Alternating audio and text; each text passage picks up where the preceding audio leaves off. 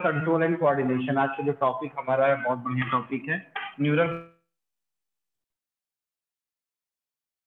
Control and coordination. ठीक sir, आपकी ना वीडियो बार बार पॉज हो रही है। यस कैसे सर। हो सकता है?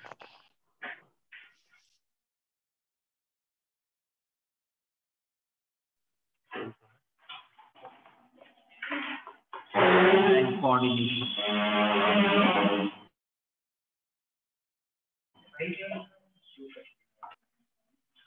आप लोगों का सेटिंग अरेंजमेंट आपका क्लास से सही होता है, पहले नहीं कर सकते हो? आवाज करके इसमें शोर होता है।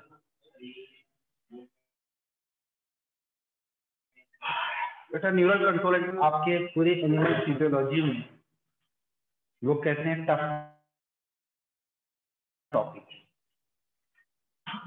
टफ नहीं है, टफ नहीं है, ये उतना ही आसान है जितना आती है डाइजेशन का। अगर आप कंपेयर करेंगे तो ये चैप्टर डाइजेस्टिव सिस्टम से कहीं ज्यादा आसान है।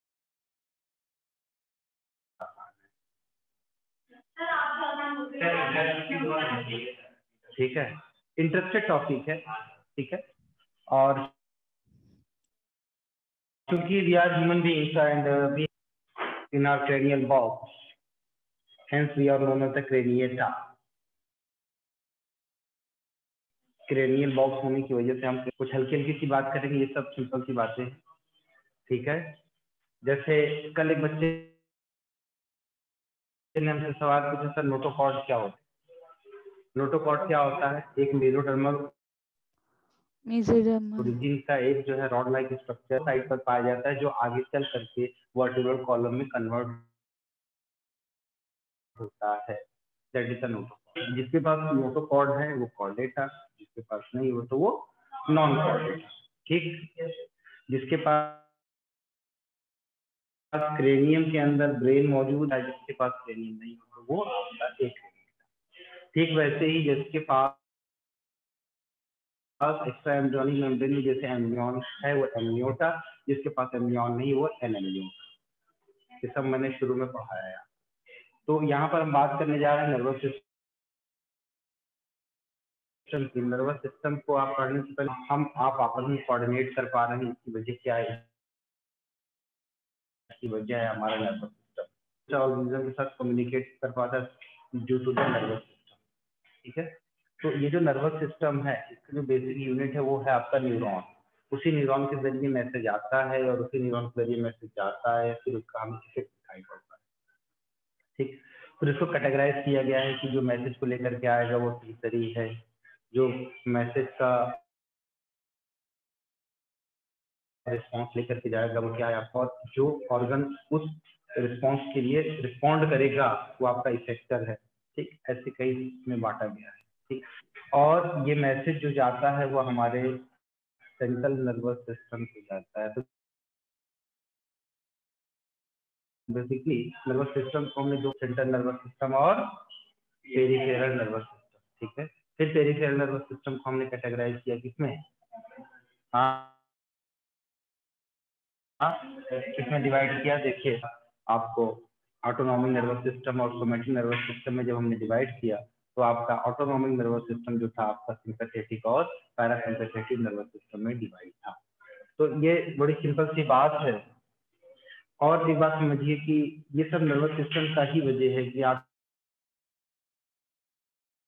चल रहे हैं, आपके कल्चर से आप पैर हटा लिए। ठीक, ये नर्वस सिस्टम का ही नतीजा है कि एक ऑर्गेनिज्म दूसरे ऑर्गेनिज्म को कम्युनिकेट कर पाता है। जहाँ पर न्यूरॉन से, स्पेशली मैं एनिमल की केस की बात कर रहा हूँ, because of nervous tissue and because of muscular, ध्यान समझिए, because of nervous tissue and because of muscular tissue there are huge diversity in the animal world. Huge diversity है सिर्फ इसीलिए because a animal can move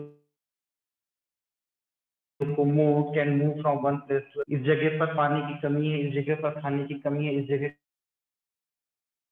का environment अच्छा नहीं है हमारे लिए फेवरेबल, उसको समझ में आता है कि यहाँ पर रहना ठीक है, हम यहाँ से माइग्रेट कर जाते हैं। लेकिन सेम टाइम पर सेम जगह पर जो प्लांट्स मौजूद हैं उसके अंदर मोबिलिटी नहीं होती है, वो इसलिए वो प्लांट्स उस अंडर अनफेवरेबल कंडीशन अपने आप को वो क्या हो जाते हैं, डिस्ट्रॉय हो जाते हैं। एनिमल्स के अंदर ये मूवमेंट की कैपेबिलिटी होती है, वो एक जगह से दूसरी जगह को जा पाते हैं। क्यों जा पाते हैं? क्योंकि उनके पास स्केलेटल सिस्टम है और साथ ही साथ उसके अंदर ये सेंस करने की क्षमता है कि भाई आसपास का जो इन्वायरमेंट है वो इन्वायरमेंट हमारे लिए सूटेबल नहीं है, या हमारे लिए गर्मी बहुत ज्यादा पड़ती है तो हम ये सोचते हैं कि चले हम कश्मीर चले जाएं, हम ऐसी जगह पर चले जहाँ का temperature 20 degree Celsius, 15 degree Celsius, 25 degree Celsius, ठंडी जगह पर क्यों जाना सोचते हैं? होम्योस्टेसिस में रहना चाहते हैं। और हम ये बहुत पहले आपको बता चुके हैं, चलता है, मेटाबॉलिक एक्टिविटीज चलती है, वो आपकी एंजाइम मेडिएटेड होती है, मोस्टली एंजाइम मेडिएटेड है, और ऐसी है वो उसका ऑप्टिमम टेम्परेचर होता है हमारी बॉडी का, यानी कि 25 से 30 डिग्री सेल्सियस में या 37.4 जो हमारी बॉडी का टेम्परेचर है, टेम्परेचर पर ये एंजाइम बहुत कम है। हालांकि हमारा टेम्परेचर अकॉर्डिंग टू एनवायरनमेंट नहीं चेंज होता, हमारा टेम्परेचर सेम ही रहता है, क्योंकि हम लोग होम्यो, फिर भी हमको प्रॉब्लम होती है बहुत ज्यादा गर्मी में। बहुत एक्सट्रीम ठंडी तो अपने आप पड़ती नहीं कि बहुत ज्यादा टेम्परेचर आता 2 डिग्री 3 डिग्री सेल्सियस टेम्परेचर जाता है, वो भी 2-4 दिन के लिए। ठीक, तो ये पूरा का पूरा आप इतना समझिए कि नर्वस सिस्टम से आज कि ये चैप्टर आपका तैयार हो गया, और इसके आगे वाला जो चैप्टर है न्यूरो मतलब एंडोक्राइन सिस्टम, ये 2 चैप्टर अगर आपके तैयार हो गए तो पूरी फिजियोलॉजी आपके फिंगर टिप पर रहेगी, पूरी फिजियोलॉजी। ठीक है, तो यहाँ पर न्यूरल कंट्रोल एंड कोऑर्डिनेशन की बात हम करने जा रहे हैं।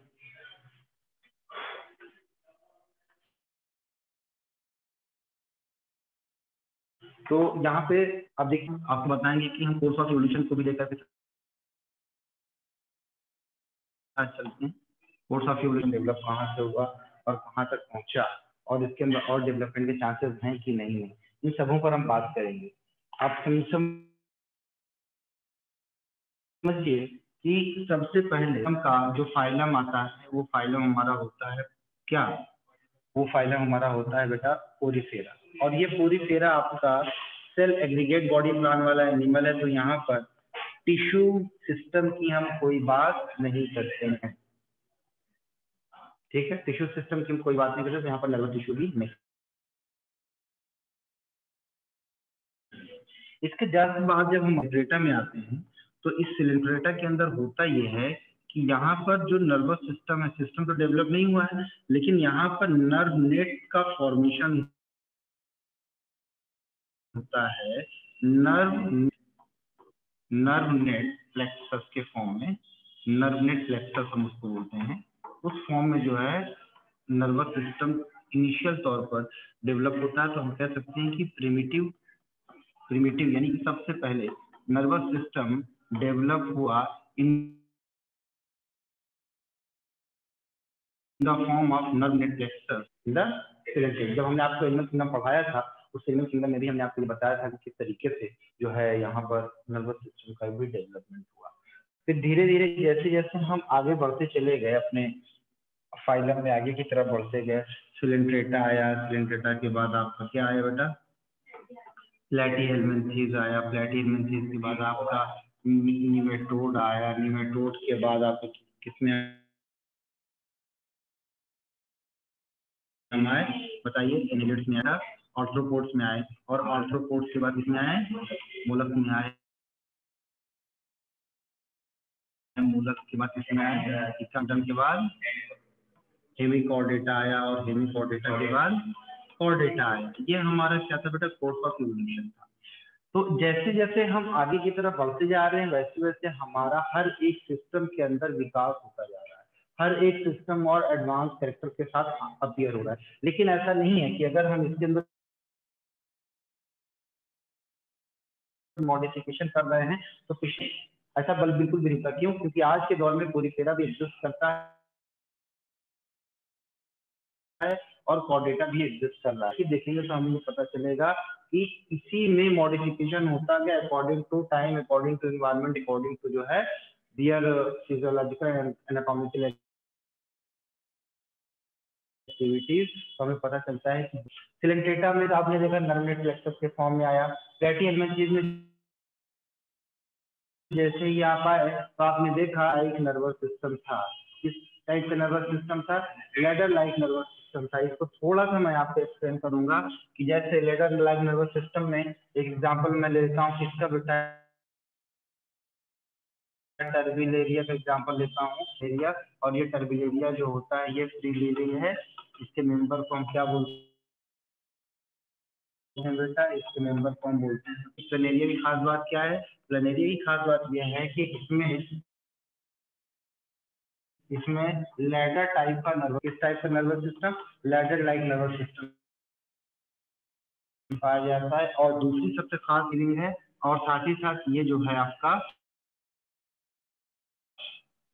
इसके अंदर हाई पावर क्या पाया जाता है बच्चे? इसके अंदर हाई पावर ऑफ रिजनरेशन पाया जाता है। ठीक, ये बात आपको याद रखने वाली है। इसमें रिजनरेशन बहुत हाई कैपेसिटी में पाया जाता है। लेकिन यहाँ पर हम बात कर रहे हैं इसके लेडर टाइप के नर्वस सिस्टम की। मैं भैया को इस तरीके से हम कट सेक्शन देखेंगे, इस तरीके से आपको दिखाएंगे।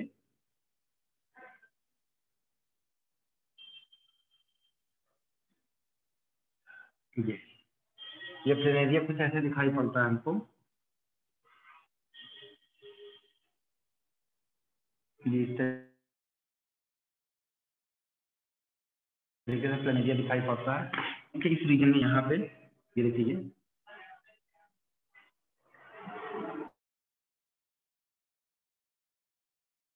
ये नर्वस सिस्टम में नर्व कॉर्ड है। ये नर्व कॉर्ड अलग होती है, नोटोकॉर्ड अलग होती है, बस समझ लेना। नर्व कॉर्ड अलग होती है और नोटोकॉर्ड अलग होती है। यहाँ से इसके नर्व निकले हुए होते हैं। ये जो हिस्सा है जहाँ पर हम सर्कल बना रहे हैं, ये जो है क्या है बेटे? ये गैंग्लियन। ठीक है, ये क्या है? ये गैंग्लियन। इस तरीके से आप देखिए, बिल्कुल सीढ़ी जैसे स्ट्रक्चर बनता हुआ दिखाई पड़ रहा है ना, वैसे। इसीलिए इसका नाम पड़ा क्या? Ladder like nervous system. ठीक, आई थिंक ये बात आपको समझ में आ गई। हाँ, हमारा नर्व कॉर्ड डॉर्सल साइड पर और इसका वेंट्रल साइड पर होता है, वेंट्रल व्यू। ठीक है, तो ये किसकी बात होगी? आपकी प्लेनेरिया की बात होगी। प्लेनेरिया के प्लेनेरिया का दूसरा नाम क्या होता है? डुगेसिया। इसका दूसरा नाम क्या होता है बेटा? डुगेसिया। और इसमें एक अच्छी बात ये होती है कि इसका जो फेरिंग्स होता है, फेरिंग्स प्रोट्रूडेड होता है। इसका प्रोट्रूडेड का मतलब होता है बाहर की तरफ निकला हुआ।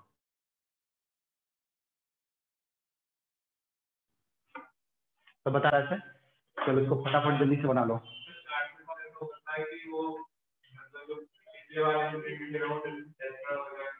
इसके साथ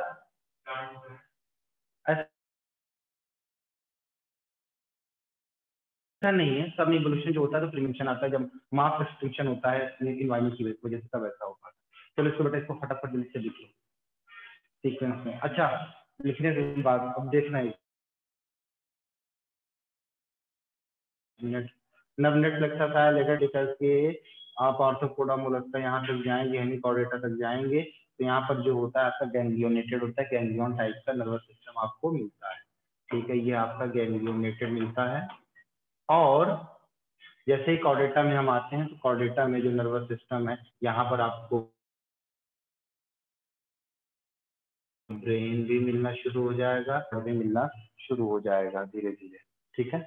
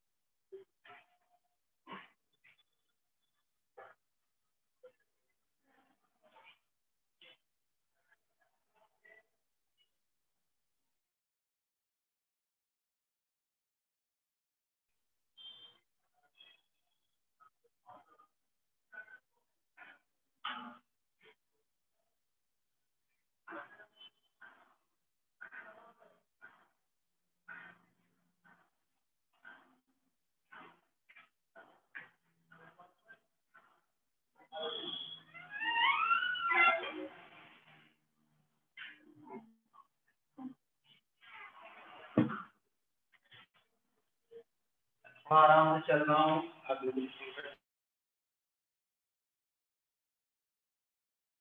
और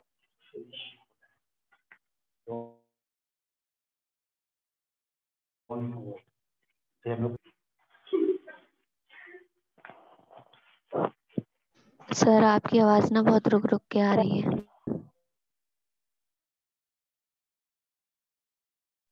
बेटा मैंने कुछ बोला ही नहीं है। हमारी आवाज अच्छे से कि नहीं, सही बताना। आ रही है। तब मेरे पास जादू है, जादू।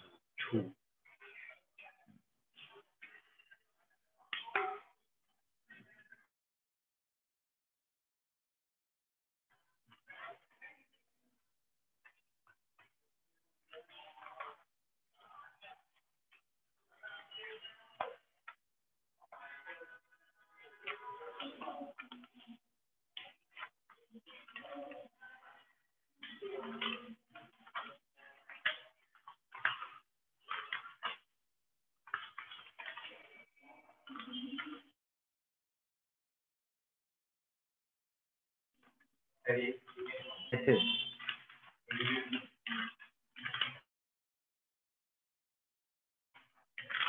हो गया बच्चे?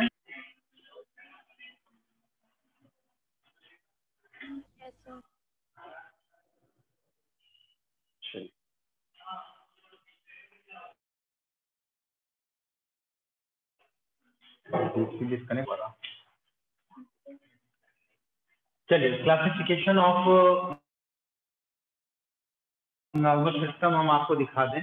चार्ट भी आप बनाएंगे हमारे साथ।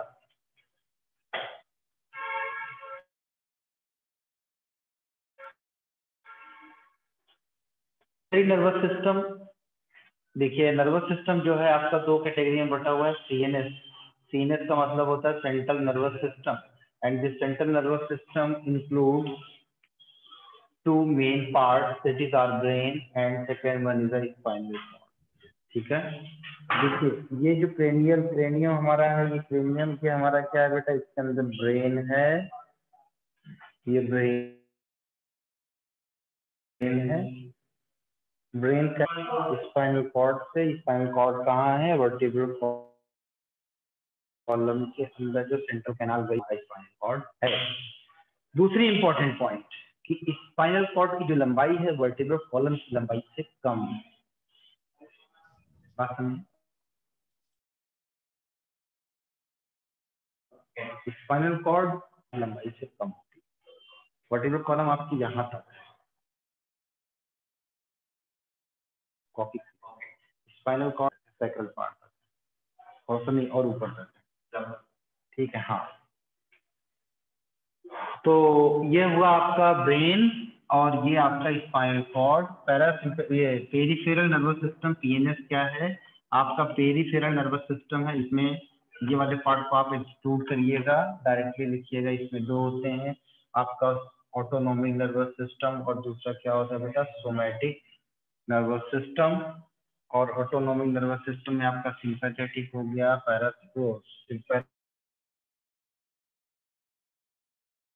सिंपैथेटिक, सिंपैथेटिक और एंटेरिक आईटी यानी कि गैस्ट्रोइंटेस्टाइनल ट्रैक्ट में जो सप्लाई होती है। तो मोटा मोटी तौर पर मैं बता दूं, आपका ये जो नर्वस सिस्टम है, इस नर्वस सिस्टम को हमने दो कैटेगरी में बांटा। एक कैटेगरी कौन सी बनाई हमने, सेंट्रल नर्वस सिस्टम, और दूसरी कैटेगरी बनाई आपकी पैरासिम्पैथिक पेरिफेरल नर्वस सिस्टम। इस सेंट्रल नर्वस सिस्टम के अंदर दो ऑर्गन हमने इंक्लूड किए। एक ऑर्गन था आपका, कौन था आपका, ब्रेन, ठीक है, और दूसरा था आपका क्या, स्पाइनल कॉर्ड। दूसरा है आपका स्पाइनल कॉर्ड, ठीक है। उसके बाद आपका पेरिफेरल नर्वस सिस्टम को हमने दो कैटेगरी में बांटा, ठीक है। तो इस पेरिफेरल नर्व्स में एक्चुअल में होता क्या है कि जो आपकी ब्रेन से नर्व्स निकलती हैं वो, और जो आपकी स्पाइनल कॉर्ड से नर्व्स निकलती हैं, ठीक है। जैसे देखिए, ये है आपका ब्रेन, ये क्या है आपका ब्रेन, ठीक है, समझ में आई बात? ये आपका ब्रेन है, ठीक है, और इस ब्रेन से ये निकल रहा है आपका स्पाइनल कॉर्ड। ये आपका क्या निकला बेटा, स्पाइनल कॉर्ड, ठीक। तो ये दोनों पार्ट किसके हो गए आपके, सीएनएस के। तो यह है आपका ब्रेन और यह है आपका क्या, स्पाइनल कॉर्ड। इस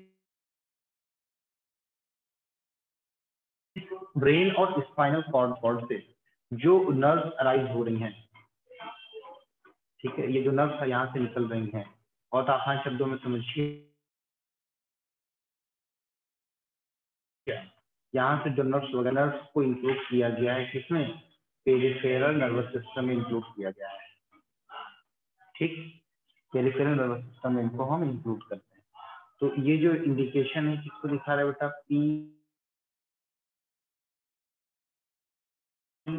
PN और सिस्टम में, और peripheral nervous system includes the nerve which is in the spinal cord. Emerge कर रहा है मतलब निकल रहा है, ठीक है। तो पीएनएस में क्या है? पीएनएस में नर्व्स फ्रॉम सीएनएस, सीएनएस से जो नर्व्स आपकी निकल रही हैं वो क्या कहलाएंगे आपकी? इनको मिलाकर क्या बोलेंगे? Peripheral nervous system. After all, nervous system in the two main branches, first one is the autonomic nervous system, and second one is the somatic nervous system. Somatic nervous system. Is it clear? ठीक है। अब ये जो autonomic nervous system है, इसको हम involuntary acts में हम बताते हैं, और इसको फर्दर फिर से दो कैटेगरी में हम इसका, category 1 is the sympathetic nervous system, sympathetic nervous system and sympathetic nervous system, parasympathetic nervous system। ठीक, ये मेजॉरिटी में आप लोग यहाँ पर देख रहे हैं, ठीक है बच्चे। तो नाउ आपको मैं थोड़ा सा बताऊं कि एक्चुअल में हमारे जो न्यूरॉन्स हैं वो न्यूरॉन्स होते कैसे हैं, ठीक है। हम पहली बात करेंगे अपने अंदर जो न्यूरॉन्स हैं, मेजॉरिटी में हमारे बॉडी के अंदर जो न्यूरॉन्स हैं वो मेजॉरिटी ऑफ द न्यूरॉन्स आपके मल्टीपोलर होते हैं। आपकी एनसीईआरटी में भी जो डायग्राम बना हुआ है वो आपको मल्टीपोलर न्यूरॉन है, ठीक है। कौन सा न्यूरॉन है? हाँ, ये मल्टीपोलर न्यूरॉन है, ठीक है।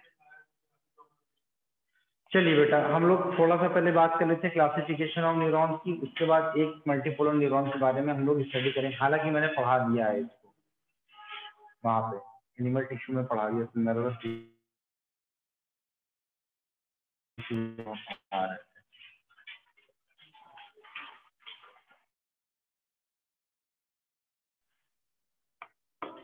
Classification of neuron,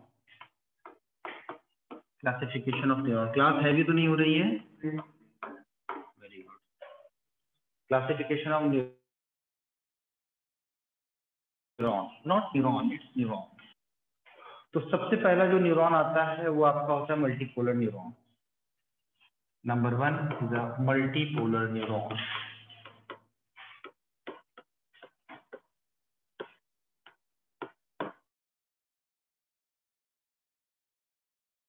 multipolar neuron, ठीक है, जहां पर एक नहीं एक से ज्यादा डेंड्राइट्स होते हैं। डेंड्राइट्स को ऐसे समझिए कि जैसे ये आपका एक न्यूरॉन का स्ट्रक्चर, ये है आपका एक्सॉन, ये है आपका एक्सॉन, एक्सॉन के साथ ये स्ट्रक्चर जो आप देख रहे हो ये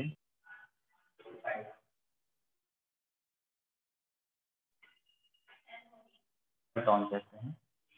और यहाँ पर ये जो ब्रांचेस आपको दिखाई पड़ रही हैं, fine thread like structure branches आपको दिखाई पड़ रही है बाहर, राइट। यहाँ पर एक से ज्यादा डेंड्राइट्स हैं, यानी यहाँ पर आपके सेवरल डेंड्राइट्स आपको दिखाई पड़ रहे हैं। तो इन डेंड्राइट का काम क्या होता है बच्चे?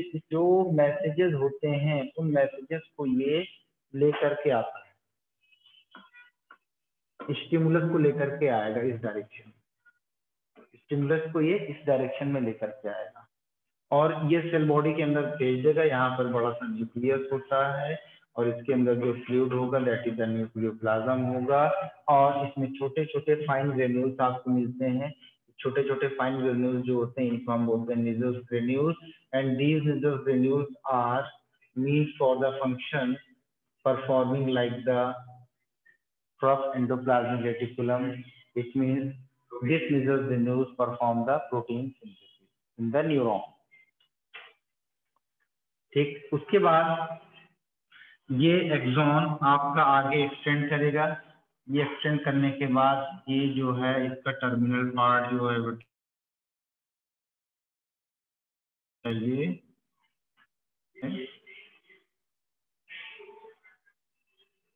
इस तरीके से इसका terminal part knob like structures में क्या करेगा बेटा, ये डिवाइड कर जाएगा ये इस तरीके से। तो ये जो मैंने बनाया है ये आपका क्या है, ये आपका मल्टीपोलर न्यूरॉन है। ठीक,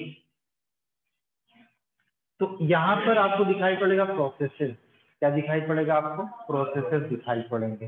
प्रोसेसेस में जो प्रोसेस है वो आपका ये प्रोसेस है डेंड्राइट,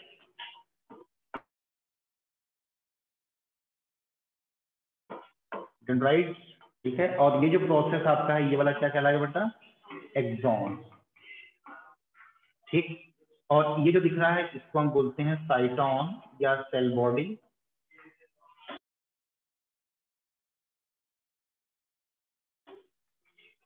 जो this one is the nucleus, ये क्या है आपका? न्यूक्लियस है।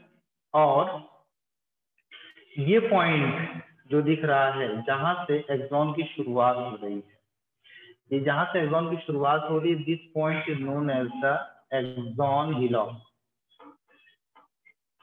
Axon hillock, this axon hillock is known for the trigger zone. This axon hillock is known as the trigger zone. Why they are called the trigger zone? Because the nerve impulse generated from, ठीक है, इस point पर nerve impulse क्या होता है? Generate होता है। ठीक, अब इसके बाद ये जो पूरा पूरा स्ट्रक्चर दिख रहा है इसको हम क्या बोलते हैं बेटा? एक्सॉन कह रहे हैं। एक्सॉन का ये वाली जो ब्रांचिंग आप देख रहे हो, बल्ब जैसी ब्रांचिंग जो देख रहे हो, इसको हम क्या बोलते हैं बेटा? टर्मिनल। क्या कहते हैं इसको? इसको हम कहेंगे टर्मिनल आर्बोराइजेशन। टर्मिनल आर्बोराइजेशन, ठीक है, इसकी पूरी ब्रांचिंग को हम टर्मिनल आर्बोराइजेशन कहते हैं। और ये जो दिख रहा है इसको हम बोलते हैं साइनेप्टिक नॉर्म। क्या बोलेंगे बेटा? Synaptic norm also contain the vesicle which have neurotransmitter, and hence that type of vesicle is known as the neurotransmitter containing vesicle. तो आपको यहाँ पर मैं दिखा देता हूँ साइनेप्टिक नॉर्म है। ये छोटे छोटे वेसाइकल्स आपको दिखाई पड़ते हैं। इन वेसाइकल्स के अंदर क्या होता है बेटा? न्यूरोट्रांसमीटर होता है, इसीलिए इन वेसाइकल्स को हम बोलते हैं न्यूरोट्रांसमीटर कंटेनिंग वेसाइकल। स्पेशली जो है कौन सा वो न्यूरोट्रांसमीटर कर सकते हैं, लाइक आपका हो गया एसिटिलकोलिन वगैरह।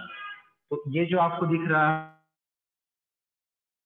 है ब्राउन कलर का छोटे छोटे स्फेरिकल, इसको हम क्या बोलते हैं? इसको हम कहते हैं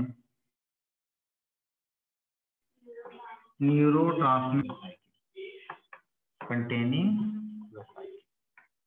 अब एक बात और समझिए, हाँ, इसमें न्यूक्लियोप्लाज्म है। हाँ, तो ये क्या है? नर्वस टिश्यू में साइटोप्लाज्म भी कह सकते हो इसको। दोनों का नेचर एक होता है, लिख लो साइटोप्लाज्म का। और ये जो बॉडी और जो दिख रहा है इस ग्रेन्यूल्स को हम बताने वाले तो थे, इसको हम बोलते हैं निसल्स ग्रेन्यूल्स। ये है आपका निसल्स ग्रेन्यूल्स। ये निसल्स ग्रेन्यूल्स क्या करता है बेटा? प्रोटीन की सिंथेसिस में मदद करता है।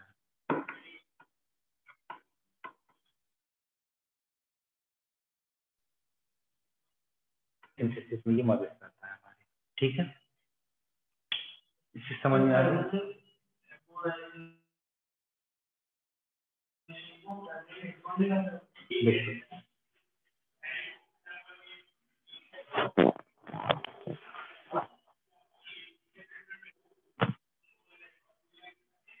एक्सॉन टर्मिनल भी कह दो, पूरा मिला के जो पूरी ब्रांच पूरा मिला। अब देखो क्या है, एक्सॉन है, एक्सॉन के चारों तरफ क्या पाया जाता है बेटा, ये कवरिंग पाई जाती है, माइलिन शीट। पहले तो एक्सॉन के ऊपर की, एक्सॉन की अपनी जो मेम्ब्रेन होगी उसको हम क्या बोलेंगे, एक्सोलुमा। हम जब अपनी वहां बोतल रख दिए,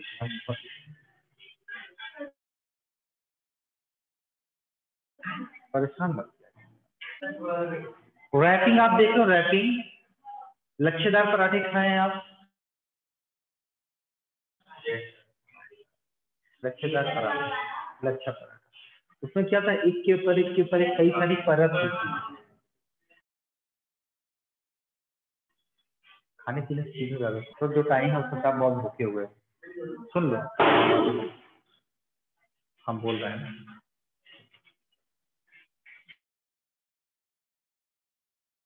एक लेयर, चौथी लेयर, पांचवी मल्टी लेयर, फिर उसके बाद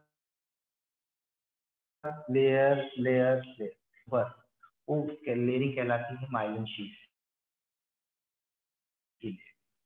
ये माइलिन शीट के ऊपर होगा वो माइलिनेटेड नर्व फाइबर, जिसके ऊपर नहीं होगा वो नॉन माइलिनेटेड नर्व फाइबर। ये कंटिन्यूअस नहीं होता है, डिसकंटिन्यूअस मैनर में पाया जाता है। बीच बीच में माइलिन शीट में जैसा ये वाला स्पेस जो खाली है, ये इसको हम नोड ऑफ रैनवियर कहते हैं। क्या बोलेंगे, नोड ऑफ, हम क्या बोलेंगे बेटा, नोड ऑफ रैनवियर कहेंगे। अच्छा, अब इस माइलिन शीट के बाहर की तरफ आपको एक और लेयर दिखर को हम क्या बोलेंगे, न्यूरी लेमा कहेंगे, ठीक है। अच्छा, अगर आप इससे थोड़ा कंफ्यूज हो रहे हैं तो उसको आप जो है यहाँ आप इसको ये कर दीजिए, वो इसको आप ये कर,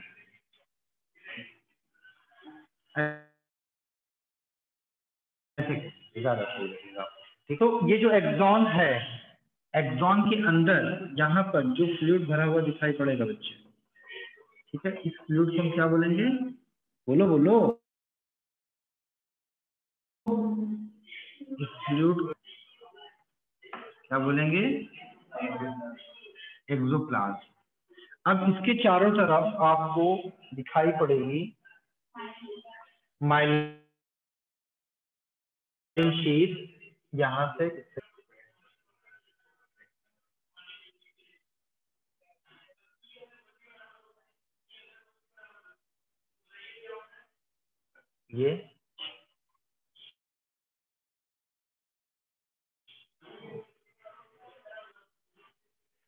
ये जो आप देख रहे हो ये है आपका माइलिन शीट,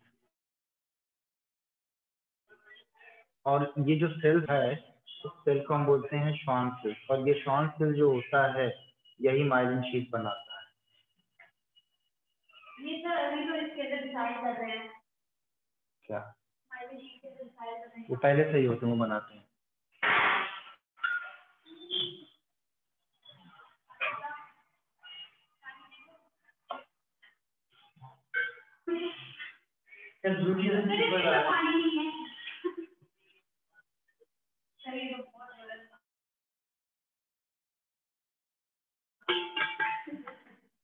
अपना पता लेके बोलते हैं हमारे इवेपोरेशन तुम्हारा होता है। सेल आप देख रहे हो ये क्या है बेटा, इसके ऊपर की ये जो लेयर आपको दिखाई पड़ रही है, अच्छा ये सब लिख लिया, थोड़ा सा ना इसको क्लियर करेंगे,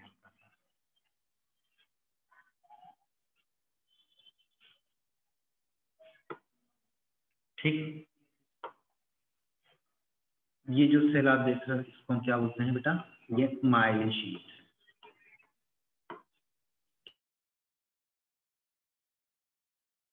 क्या काम होता है पता है, माइलिन शीट प्रोटेक्शन तो करता ही करता है, साथ साथ माइलिन शीट जो है एक इंसुलेटर की तरह काम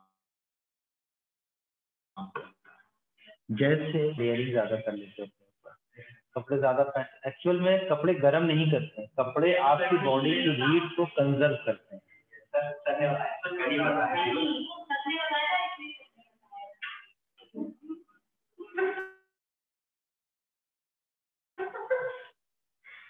ठीक है, तो वो क्या करता है, हीट को कंजर्व रखने का काम करता है।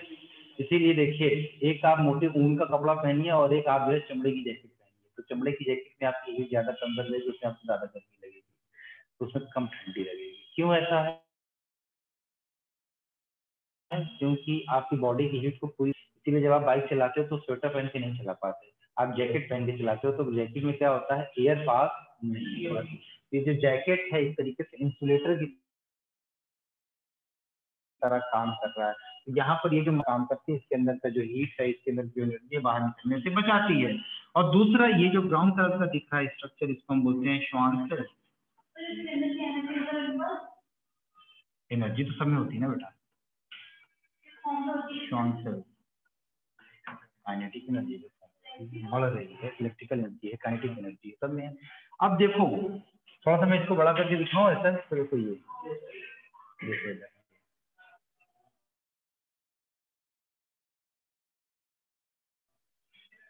ये जो गैप दिख रहा है आपको, ये वाला, इसको हम बोलते हैं नोड ऑफ रैंक।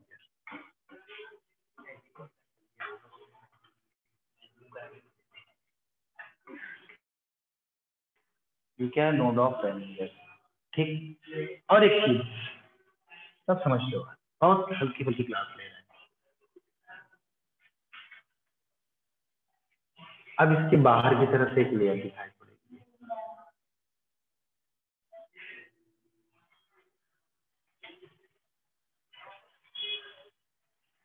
इस लेयर को हम क्या बोलेंगे, न्यूरिजेमा।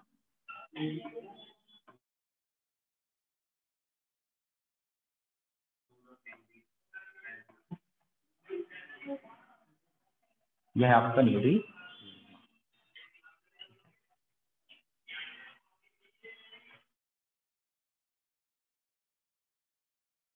अब बहुत कॉमन सी बात है, ये जो न्यूरॉन है, मल्टीपोलर न्यूरॉन आप देख रहे हो, इस मल्टीपोलर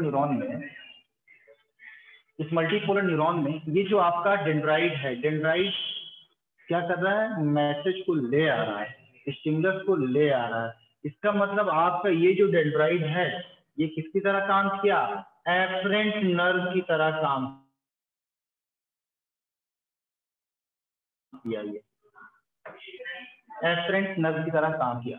और ये जो आपका एक्सॉन है, ये एक्सॉन इसके स्टिमुलस को लेकर के जा रहा है, मतलब मैसेज को ले जा रहा है। तो ये जो आपका है एक्सॉन, ये एक्सॉन किसकी तरह काम किया, एफरेंट नर्व की तरह काम किया।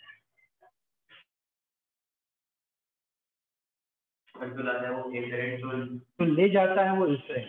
जैसे आपने अभी नेफ्रॉन की स्ट्रक्चर को पढ़ा, उसमें जो आर्टेरियोल आ रही थी ब्लड को लेकर के, वो एफरेंट आर्टेरियोल थी, और जो लेकर के जा रही थी वो एफरेंट आर्टेरियोल, ट्यूबुलर कैपिलरीज में कन्वर्ट होकर के वाटर रेक्टा बना रही थी along with the loop of. ठीक है ना? हाँ, चलिए ये इतना पॉइंट लिख लीजिए आप। इस टाइप का जो न्यूरॉन है वो कहाँ पर आपके ब्रेन में और आपके स्पाइनल कॉर्ड में पाया जाएगा। ठीक, बन गया?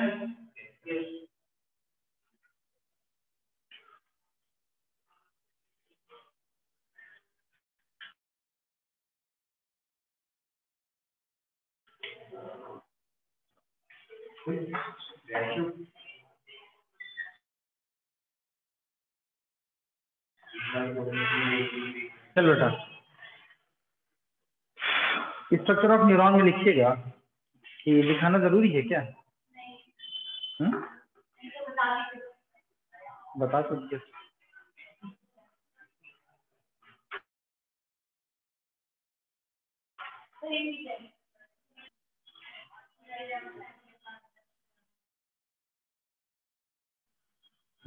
ये पढ़ा है तुमने?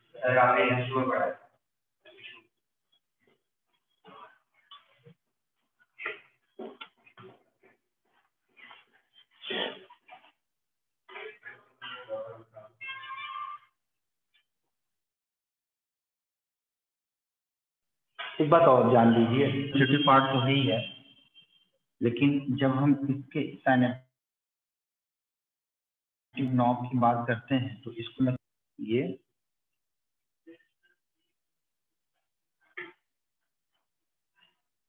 आपका क्या साइनेप्टिक नॉब है, मजेदार।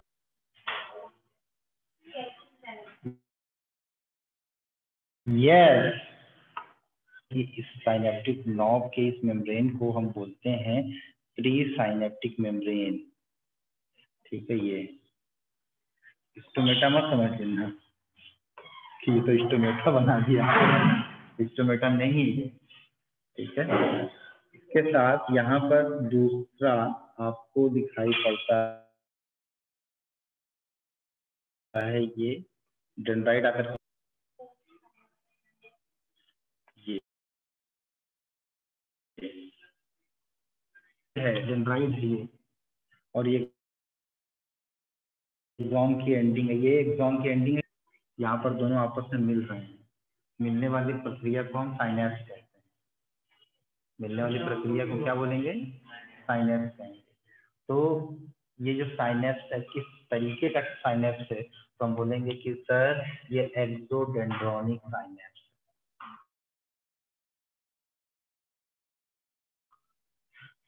है ना। टर्मिनल एक्सॉन का पार्ट है ये, और ये क्या है? ये डेंड्राइड है, डेंड्राइड है ये, डेंड्राइड। तो ये किस तरीके का डेंड्राइड हुआ? किस डेंड्रोनिक साइनेप्स, एक्सोडेंड्रोनिक साइनेप्स हुआ ये जो मेम्ब्रेन दिख रही है, ये है आपकी सिनेप्टिक मेम्ब्रेन, यह है आपका प्री साइनेप्टिक मेम्ब्रेन, और ये जो आपको दिख रहा है यह है आपका पोस्ट साइनेप्टिक मेम्ब्रेन। मुझे ऐसा, अरे इतना ज्यादा पढ़ा दिया था आपको, सही है।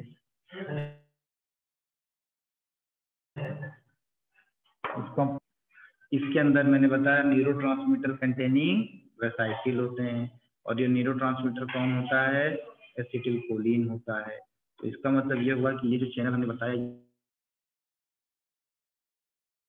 ये है आपका कैल्शियम चैनल, यह है आपका कैल्शियम चैनल। और मजेदार बात ये होगी कि ये जो पोस्ट साइनेप्टिक मेम्ब्रेन है, इसके ऊपर मौजूद होंगे क्या? ट्यूल। अब पूछोगे सर कौन सा रिसेप्टर, काहे का रिसेप्टर, किस लिए रिसेप्टर है? ट्रांसमीटर रिलीज करेगा एक्सोसाइटोसिस के थ्रू। कि कैसे एक्सोसाइटोसिस के थ्रू होगा? जैसे ही यहाँ पर नर्व इम्पल्स पहुंचता है, वैसे ही इसके यहाँ पर जो इसका जो सराउंडिंग एरिया होता है, वहां से कैल्शियम आयन जो होता है, कैल्शियम चैनल के ओपन होने की वजह से कैल्शियम आयन अंदर जाएगा, और जिस वेसिकल के अंदर न्यूरोट्रांसमीटर होगा, उस वेसिकल के साथ वो जाकर के बाइंड करेगा और एक्सोसाइटोसिस होगी, और एक्सोसाइटोसिस होने की वजह से न्यूरोट्रांसमीटर बाहर आएगा। बाहर आने के बाद ये अपने अपने रिसेप्टर वाले एरिया में जा करके बाइंड कर लेगा। क्यों? क्योंकि रिसेप्टर मौजूद ही है स्वागत करने के लिए।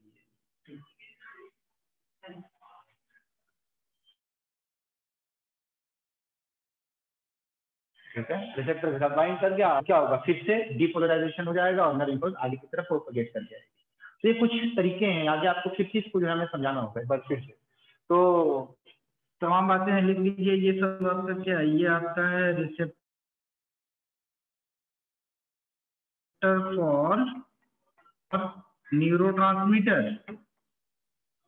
ये न्यूरोट्रांसमीटर कंटेनिंग वेसिकल है, और ये जो व्हाइट कलर का डॉट देख रहे हैं आपका न्यूरोट्रांसमीटर। ठीक है, चलो छापो।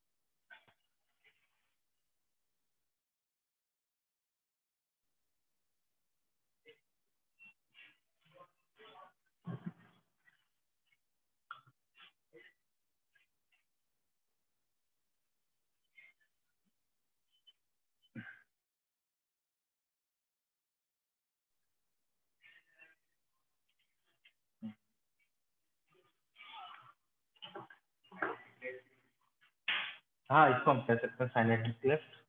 सब पढ़ा तो चुके हैं।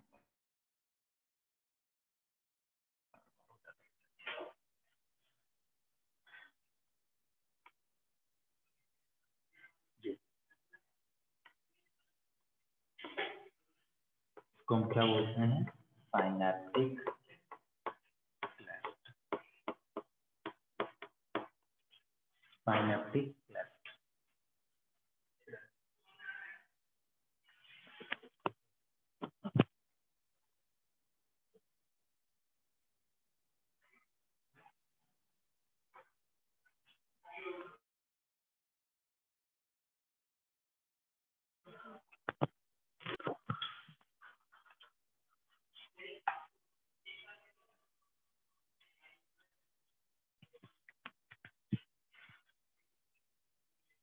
ठीक है,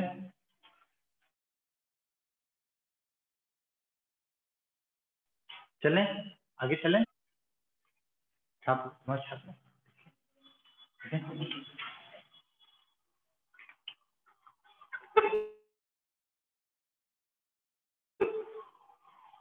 इसमें इसमें तेल लगाता है। तो तेल वाला जो भी आ रहा है।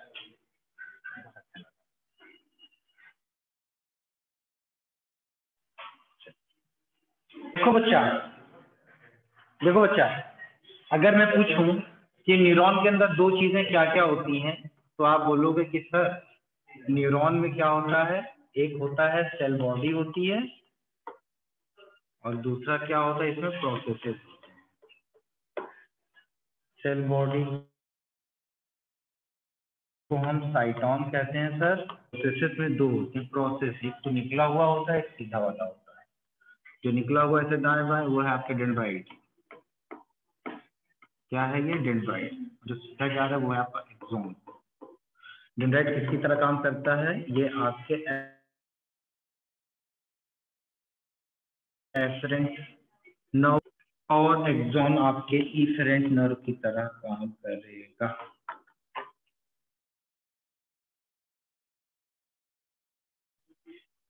ठीक, एक्सोन में देखो, जैसे ये एक्सोन हमारा है, हमने बनाया है ये एक्सोन, ये हमने बनाया था एक्सोन। ठीक है, टोलराइड स्टेज में रहता है, मतलब जो एक्सचेंज, जो डिस्ट्रीब्यूशन ऑफ द आयंस होता है वो पोलैरिटी की स्टेज पर रहता है, अगर वहां पर कोई नर्व इम्पल्स वगैरह जो है नहीं पहुंच रहा है। ये जो मेम्ब्रेन है, एक्सोलीमा जो है आपकी, ये जो एक्सोलीमा है, इस एक्सोलीमा के पास, मतलब यहाँ पे एक्सोलीमा के यहाँ पे, इसके सरफेस के पास में, यहाँ पे चार्ज डेवलप रहते हैं, यहाँ पर प्लस प्लस प्लस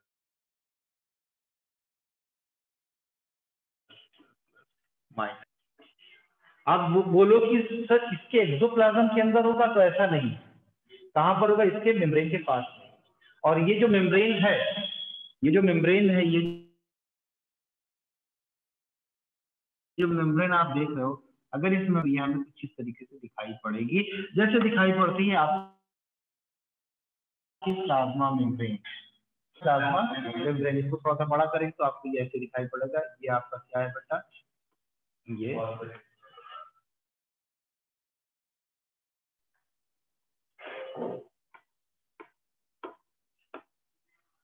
ठीक है, ये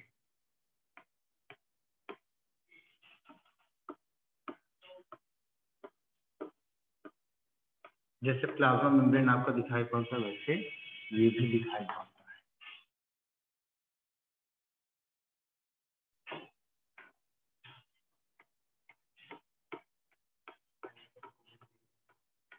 ये लिपिड बाइलेयर का है स्ट्रक्चर। फ्लूइड मुझे मॉडल वही है, वैसा नहीं है, वही है ये। ठीक है ना? तो जो मेम्ब्रेन का डेवलपमेंट हम आपको दिखा, जो मेम्ब्रेन है ना, वो बाहर की तरफ प्लस चार्ज है यहाँ, और अंदर की तरफ आपको माइनस चार्ज दिखाई पड़ रहा है। बाहर की तरफ इन जनरल सोडियम आयन का जो कंसंट्रेशन है वो ज्यादा होता है, अंदर की तरफ पोटेशियम आयन का कंसंट्रेशन है वो ज्यादा होता है। तो एक मासूम से बच्चे ने आपसे सवाल पूछा कि सर दोनों पॉजिटिव है तो बाहर दोनों तरफ एक सवाल कीजिए। तो बच्चा मासूम सवाल तो करेगा, कैसे मुझे पता है क्योंकि आप मासूम नहीं, ठीक है। प्रोटीनेशियस जो आयन होते हैं अंदर पाए जाते हैं, नेगेटिव आपका यहाँ पे क्लोराइड आयन की बहुत ऐड होती है, इस वजह से ये चार्ज को हम कंसिडरेबली जो है माइनस चार्ज कंसिडर करते हैं, ठीक है। अब ये जो आपको आयन चैनल देख रहे हैं, ये आयन चैनल से मान लेते हैं कि ये आपका क्या है, सोडियम पोटेशियम एक्सचेंज फ्रॉम है, ठीक है भाई ये, ठीक है। ये जो आप देख रहे हो ये क्या है, वोल्टेज गेटेड चैनल्स हैं, ये वोल्टेज गेटेड चैनल्स हैं, तमाम बहुत सारी चीजें हैं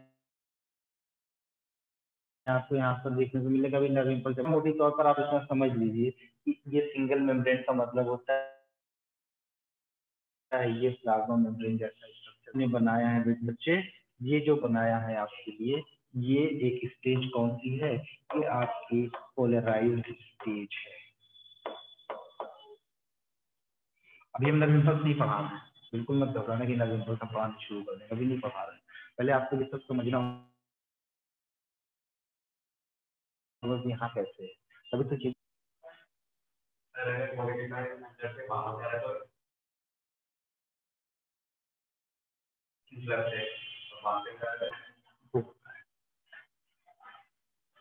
कोई चीज यहाँ से यहाँ जाएगी तो ये कहलाएगा इन्फ्लक्स। तो कोई चीज बाहर से यहाँ आएगी, अंदर से बाहर आएगी तो ये कहलाएगा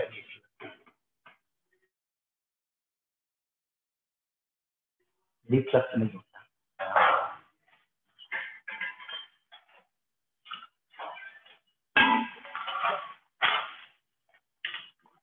बना लो इसको, जनरल एबीसीडी है यार।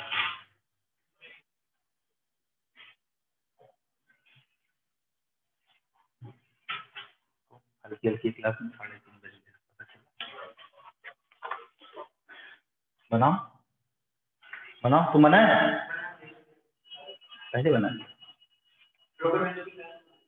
तो दोबारा बना लो हो जाएगा। दोबारा बना कुछ चीजें और याद होंगी ना।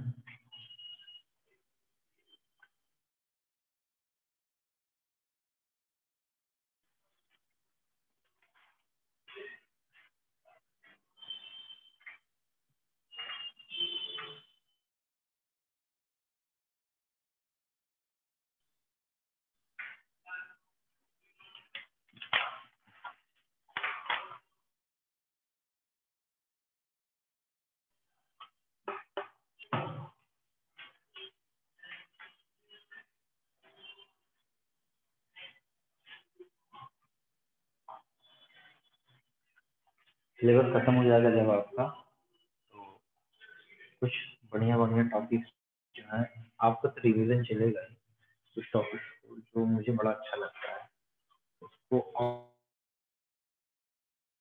और और अच्छा और अच्छा पढ़ाएंगे। थोड़ा सा एक्स्ट्रा एप्लाइड बायोलॉजी उसमें माइक्रोबायोलॉजी प्लांट किंगडम सब आ जाता है। एप्लाइड मेरा फेवरेट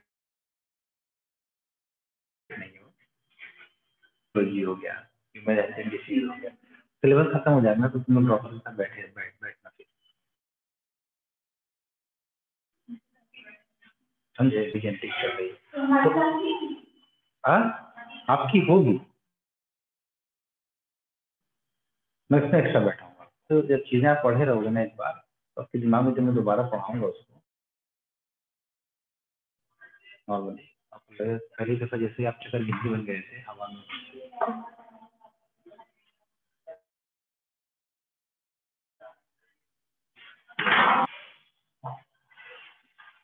बेटा पहला जो एफर्ट होता है वो मुश्किल ही होता है, हमेशा यूनिवर्सल ट्रूथ है।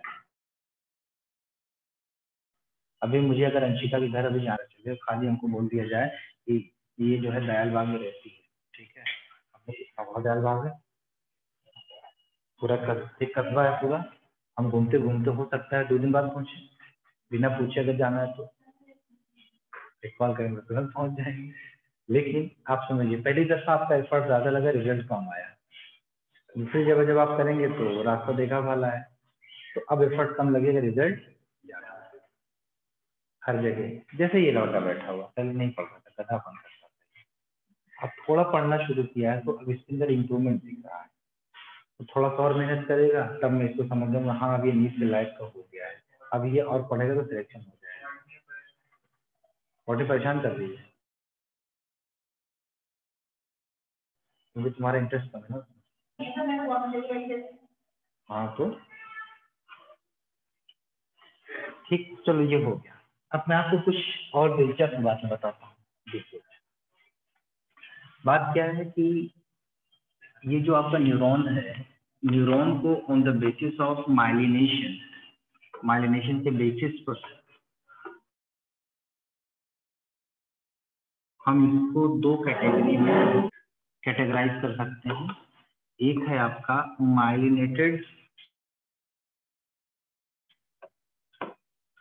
का माइलिनेटेड, और दूसरा है आपका नॉन माइलिनेटेड।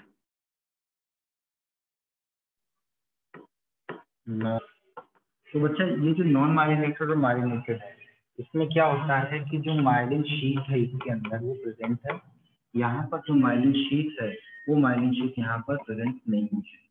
समझ में आई बात? यहाँ पर माइलिन शीट प्रेजेंट नहीं है, ठीक, ये चीज हो गई। दूसरा माइलिनेटेड, तो नर्व फाइबर का एक नाम और है नर्व फाइबर, क्या बोलते हैं, मेडुलेटेड नर्व फाइबर, उसका एक नाम और है नर्व फाइबर।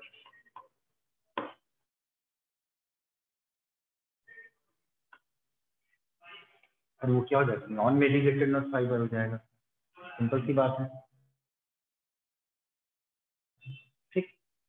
अब माइलिन शीट जो है एक्चुअल में ये आपका लिपिड लेयर होता है, एक साथ कई सारी परत होती है ना। जैसे मान लीजिए कि ये आपका एक कट सेक्शन में बना रहा हूँ, इसका एक न्यूरॉन का कट सेक्शन बना रहा हूँ, तो ये कट सेक्शन जब मैंने बनाया तो ये हमको दिख रहा है क्या, एक्सॉन दिख रहा है,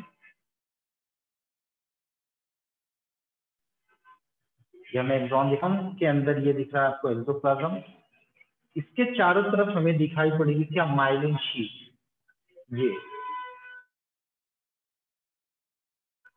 ये चारों तरफ इसको दिखाई पड़ेगी, जो लेयर, ये लेयर एंड सो ऑन, आपको इस तरीके से दिखाई पड़ेगी क्या, ये है आपकी माइलिन शीट। नहीं, हमने तो तुमको समझाने के लिए से दिखा दिया है, चिपकी हुई रहती है ना दूसरी, ठीक है, एडेशन रहता है, तो ये माइलिन शीट। तो पहला पॉइंट लिखिएगा, myelin sheath is a lipid layer, इसमें myelin sheath is a lipid layer formed by the Schwann cells, formed by the Schwann cells, formed by the Schwann cells around of CNS, around कौन सा fibre, nerve fibre, around nerve fibers of PNS, nerve fibre है, ठीक है, PNS का जो nerve fibre है उसके around जो माइलिन शीट बनती है वो बनती है श्वान सेल से, वो किससे बनती है, श्वान सेल से। और मैंने कहा कि पीएनएस में भी आपका न्यूरॉन होता है, नर्व, क्रेनियल का भी, आपका सीनस का भी नर्व है। तो जब हमने यहाँ मेंशन किया है कि श्वान सेल का या पीएनएस के जो नर्व फाइबर है वो श्वान सेल से बनता है, इसके अंदर के जो माइलिन शीट है, तो CNS का जो नर्व फाइबर है उसके ऊपर जो माइलिन शीट वो किससे बनेगी? वो बनेगी ओलिगोडेंड्रोसाइट से। ठीक है, लिखिए, and oligodendrocyte and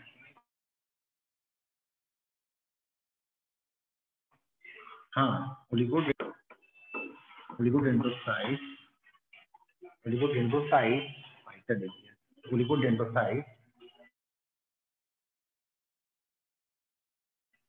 around fibre of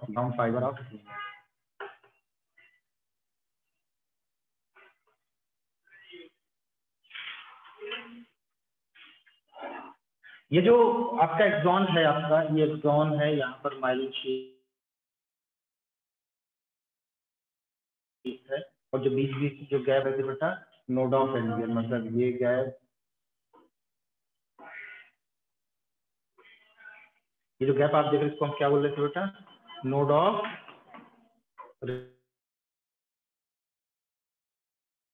Ranveer Singh का नोड है ये। यहाँ पर नॉर्मली एक्सॉन के अंदर जो इम्पल्स कंडक्शन होता है वो लीनियर मूवमेंट में हो रहा है, और रणवीर यहाँ पर भी आपका कंडक्शन होता है नर्व इम्पल्स के तरीके से।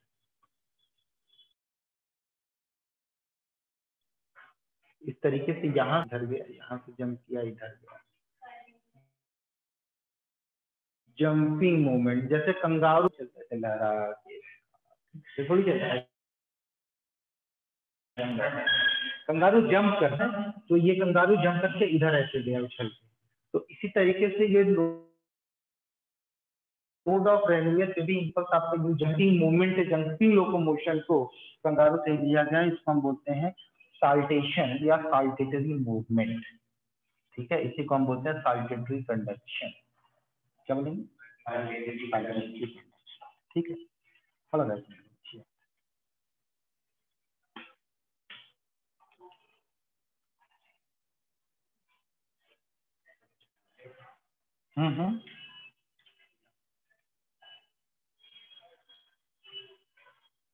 सब लिख लेना, कंडक्शन कैसा हो रहा है, साल्टेटरी कंडक्शन।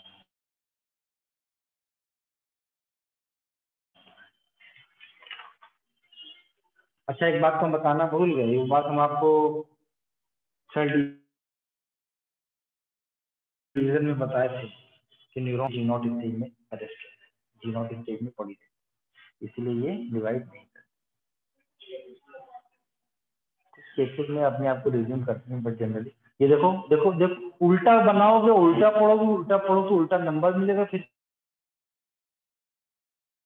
कहना सर ने पढ़ाया नहीं सही से।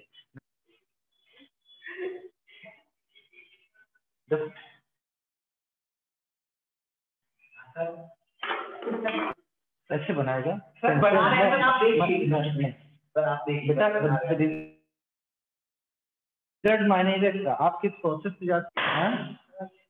पहले बना इसे लॉन्ग, ठीक है, फिर बनाएगा क्या, ये क्या देख लिया, ये माइलिन शीट।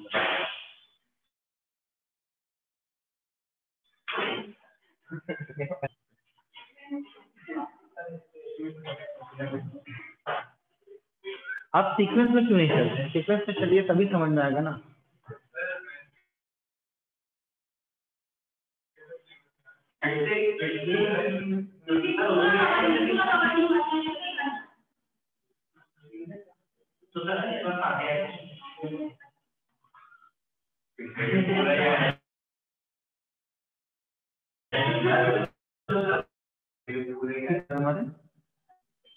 देखो, देखा ना, देखो जरा,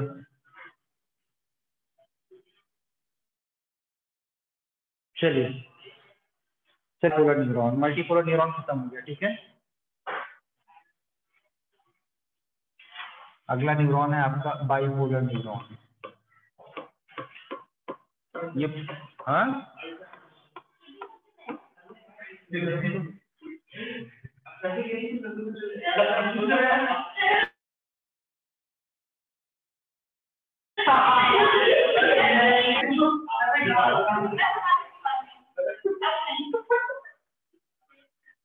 चलो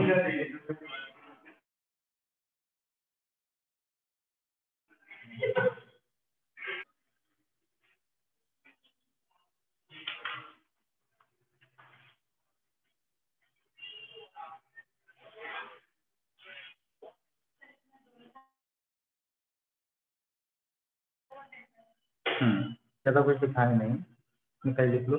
दे have one main dendrite and one axon. They have one main dendrite and one axon.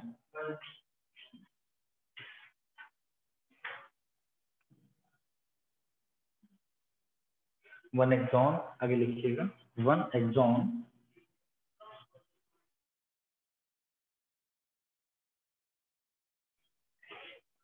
dendrite then branches further.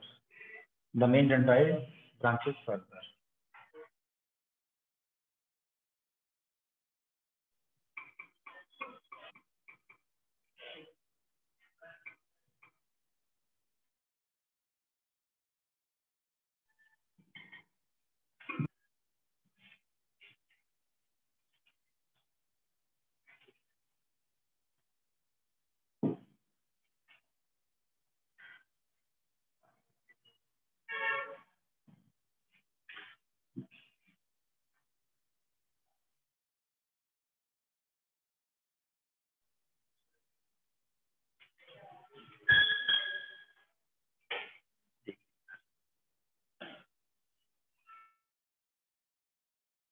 चलिए, बाइपोलर न्यूरॉन के बारे में देख, मल्टीपोलर पढ़ लिया हमने, फिर बाइपोलर न्यूरॉन में देखा आपने।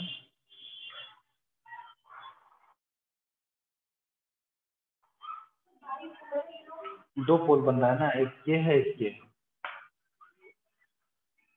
क्या लिखा आपने? They have one main dendrite and one axon. The main dendrite then branches further. They are found in the retina of the eye. लिखना एग्जांपल बहुत जरूरी है। Retina of eye, inner ear of the olfactory, inner ear and the olfactory area of the brain.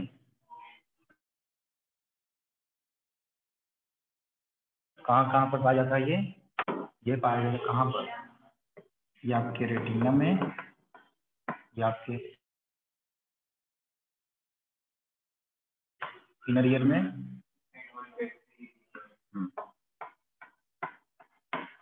Inner area में और olfactory of brain. ठीक है,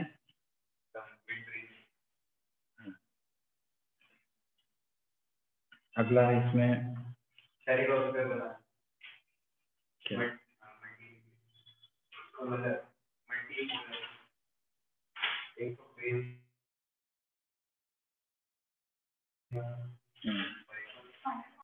दूसरा है आपका यूनिपोलर।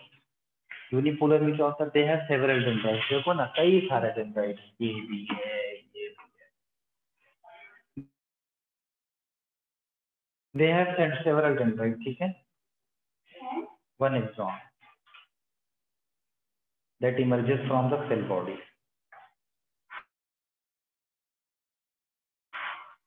नहीं दिख रहा सेल बॉडी? ये सेल बॉडी, हाँ ये एक्सॉन ही है, ये एक्सॉन ठीक है, डेंड्राइट है, फिर एक्सॉन टर्मिनल है, ये मेन वाला है। They are present in embryonic nervous system.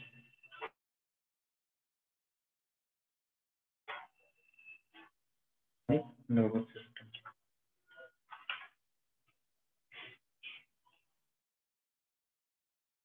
एक होता है आपका एपोलर न्यूरॉन, यहाँ पर नहीं है।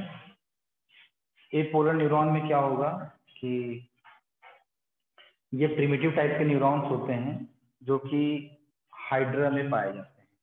एपोलर न्यूरॉन जो होगा प्रिमिटिव टाइप का है और ये मिलेगा आपके हाइड्रा। फिर आपका आता है सीडो यूनिपोलर। यूनिपोलर की तरह दिखाई तो पड़ेगा लेकिन ये यूनिपोलर है नहीं, सीडो यूनिपोलर। और इस टाइप का जो न्यूरॉन है हमारा, ये न्यूरॉन पाया जाता है आपके डॉर्सल रूट ऑफ गैंग्लियन वाला। ये अभी जब पढ़ाएंगे तो उस पॉइंट पढ़ना बहुत समझ में आएगा। Dorsal root ganglia of spinal cord। ठीक है भाई।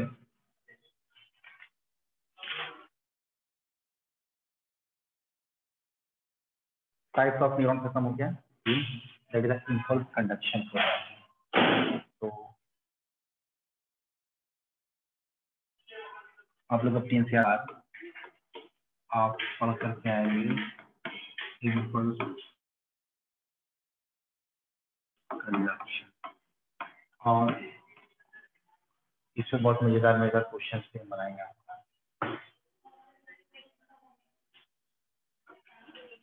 एग्जाम दे दो, संडे वाले एग्जाम दे दो, ठीक है।